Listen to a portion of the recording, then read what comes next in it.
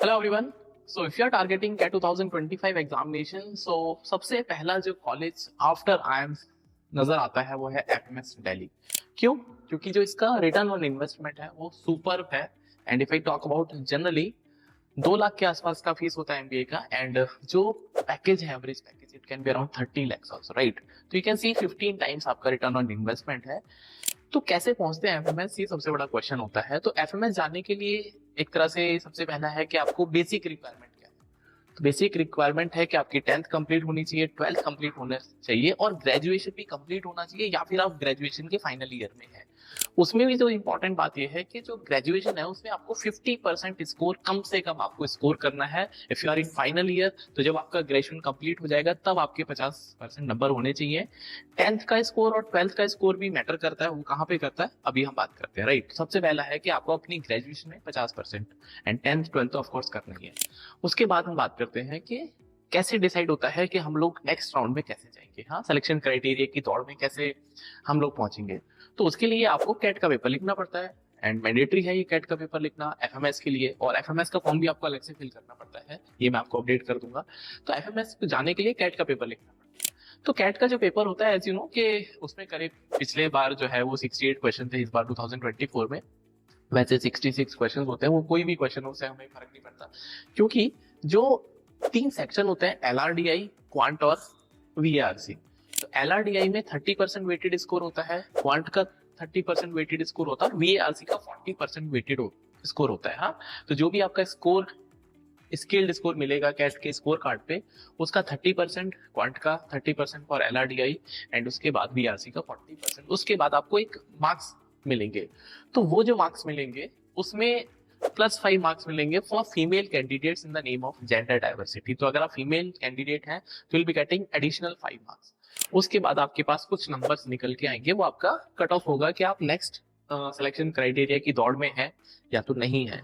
And of course जो cat का score है 99.4 है, तो जनरल कैंडिडेट के लिए मेल की बात कर रहा हूँ, तो you will be having chances कि आपको वहां तक पहुंचने में हेल्प होगा फाइनल सिलेक्शन तक, ठीक है?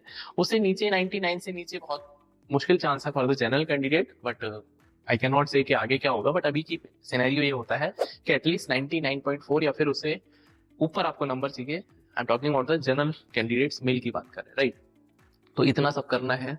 वेटेड स्कोर आ गया है। उसके बाद क्या होता है, तो जब आपका वेटेड स्कोर बेयर मिनिमम आप कैलकुलेट कर लेते हैं, उसके बाद सिलेक्शन की दौड़ शुरू होती है, राइट? तो जो भी आपका वेटेड स्कोर है, उसके बाद क्या होता है कि जब इंटरव्यू की बात होती है, अगर आपके पास इंटरव्यू कॉल आएगा तो उसमें आपका जो वेटेड स्कोर है वो कितना काउंट होगा। जो कि आपने जब आपने एलिजिबिलिटी देखा तो आपको पता चला कि मुझे इंटरव्यू कॉल आया, बट इंटरव्यू जब कॉल आएगा तो इंटरव्यू जब आपका होगा तो उसमें आपका वेटेड स्कोर कैसे यूज होगा वो भी बड़ा इंपॉर्टेंट है। तो जो भी वेटेड स्कोर है उसमें 50%, उसमें क्या 50% आपका वेटेड स्कोर कैट का होगा, राइट? उसमें 50% जो भी आपका इनिशियली जो भी स्कोर था, फॉर एग्जांपल 50 मार्क्स है, तो उसमें 50% वेटेज आपकी कैट की स्कोर पर रहेगी। कि 50% कहाँ पे जाएगा, उसमें 10% जो होगा वो 10th के मार्क्स होंगे एंड 12th के भी 10%, राइट? इसका मतलब क्या है कि अगर आपके 10th में 60% और 75 के बीच में नंबर हैं तो 5 नंबर मिलेंगे 10 में से, मतलब 10% का 5% आपको, मतलब 10% अगर आपके पास टोटल वेटेज है तो 5% आपको मिलेगा। अगर आपके 75 या उससे ऊपर नंबर है तो you'll be getting 10 out of 10। Similarly for the 12th also you'll be getting 10 out of 10 for 75 and above, and for the 60 to 75 आपको 10 में से 5 नंबर मिलेंगे। तो 70% वेटेज कवर हो गया। उसके बाद 30% जो वेटेज है उसमें 10% एसओपी होता है, उस पर डिस्कशन होता है। एसओपी बोले तो स्टेटमेंट ऑफ पर्पस। तो जो भी आपने एफएमएस का जब फॉर्म फिलिंग करेंगे तो स्टेटमेंट ऑफ पर्पस आप लिखेंगे, तो क्यों आपको एफएमएस ज्वाइन करना है, क्या आपके एस्पायरेशन है, वो सारी चीजों पे डिस्कशन होगा। उसके 10% नंबर एलोकेटेड है, राइट? तो 80% कहानी कंप्लीट हो गई। 5% आपको एक्सटेम्परी पे मिलता है। एक्सटेम्परी बोलता है क्या कि आपको एक टॉपिक मिलेगा, उस टॉपिक पे आपको अपने व्यूज रखने होंगे, उस पर सोचने का समय मिलेगा, बोलने का समय मिलेगा। 5% वेटेज वहां पे आपको मिलेगा। तो दैट इज 85% कंप्लीट हो गया। एंड 15% आपकी पीआई का वेटेज होता है, राइट? तो जिस दिन आपका इंटरव्यू होता है उसके 30% आपके पास स्कोर होता है, 15% for the pi, 10% for that is SOP discussion and 5% एक्सटेम्परी।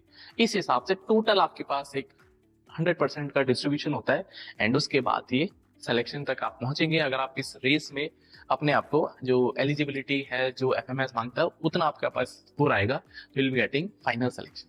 तो एफएमएस की जो जर्नी है सुनने में बहुत लुक्रेटिव लग सकती है, बट बिलीव मी आपको मेहनत करना पड़ेगा, and if you are ready to do the hard work also along with smart work, then you can get into FMS. और बहुत सारे बच्चे एफएमएस को इसलिए भी पसंद करते हैं क्योंकि जैसा सबसे पहले इंपॉर्टेंट, तो उसका जो rate of return on investment है वो सुपर है, राइट।